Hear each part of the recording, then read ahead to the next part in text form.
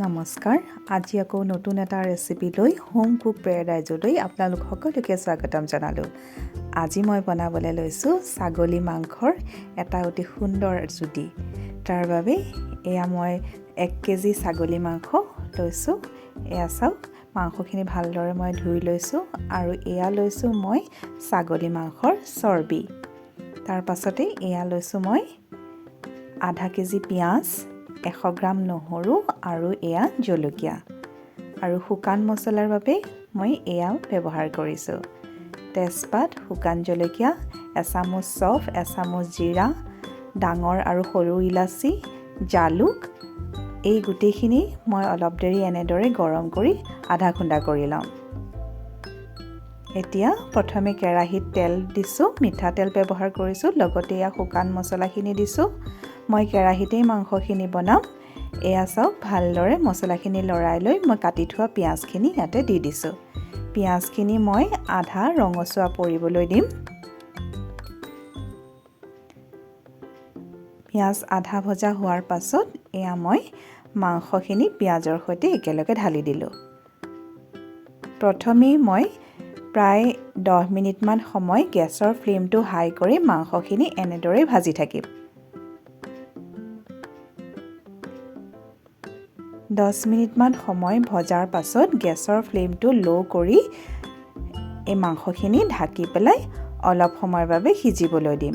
10 মিনিটৰ পাছত এয়া চাওক, মাংসৰ পানী প্ৰায় অলপকৈ ওলাবলৈ লৈছে। বহুত বেছি মাংসৰ পানী নোলায়, কাৰণ মাংসখিনি বহুত ভাল, একেবাৰে ঘৰুৱাভাৱে কটা, সেয়ে বহুত বেছি পানীও নোলায়।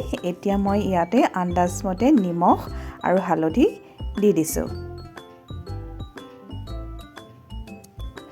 নিমখ হালধিখিনি দি আকৌ অলপমান সময় এনেদৰে লৰাই আকৌ ঢাকন মাৰি মাংসখিনি কম জুইত সিজিবলৈ দিলোঁ।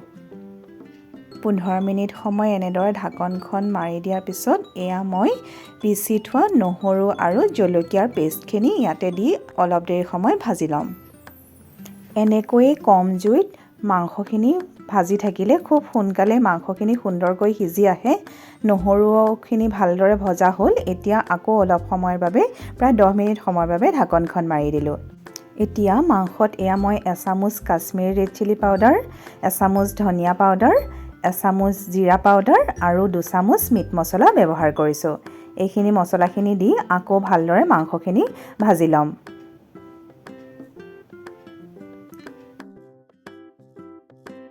গেছৰ ফ্লেমটো ল' কৰি এনেদৰে মাংসৰ লগত মছলাখিনি ভালদৰে ভাজি থাকিম। মছলাখিনি মাংসৰ সৈতে ভালদৰে ভাজ খালে ৰংটো খুব সুন্দৰ হয়। সেয়ে মই এনেদৰে প্ৰায় 5-6 মিনিটমান সময় এনেদৰে মাংসখিনি ভাজি ল'লোঁ।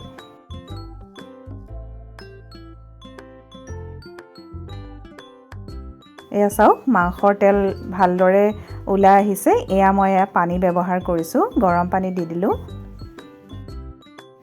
পানী আপোনালোকে নিজ প্ৰয়োজন মতে দিব। যদি অকণমান জোল খাই ভাল পায় তেন্তে পানীটো অলপ বঢ়াই দিব। এয়া চাওক, মই এয়া পিচি থোৱা মছলাখিনি, গৰম মছলাখিনি ইয়াত দি দিছোঁ আৰু একেবাৰে শেষত মাংসৰ চৰ্বিখিনি দি পেলাই মাংসখন ভালদৰে কম জুইত উতলিবলৈ দিম। মাংস আৰু চৰ্বি একেলগে ভালদৰে উতলি আহিলে আৰু মাংস প্ৰায় সম্পূৰ্ণ সাজু হৈয়ে গ'ল। এতিয়া মই গেছৰ ফ্লেমটো অফ কৰি দিলোঁ। দৰ্শকসকল, ছাগলী মাংসৰ এই ৰেচিপিটো চাই আপোনালোকে কেনে পালে বাৰু? যদিহে ভাল পালে তেন্তে মোৰ চেনেলটো লাইক কৰিব, কমেণ্ট কৰিব আৰু ছাবস্ক্ৰাইব কৰিব। লগতে কাষতে থকা ন'টিফিকেশ্যন বেলটো প্ৰেছ কৰিব। ধন্যবাদ।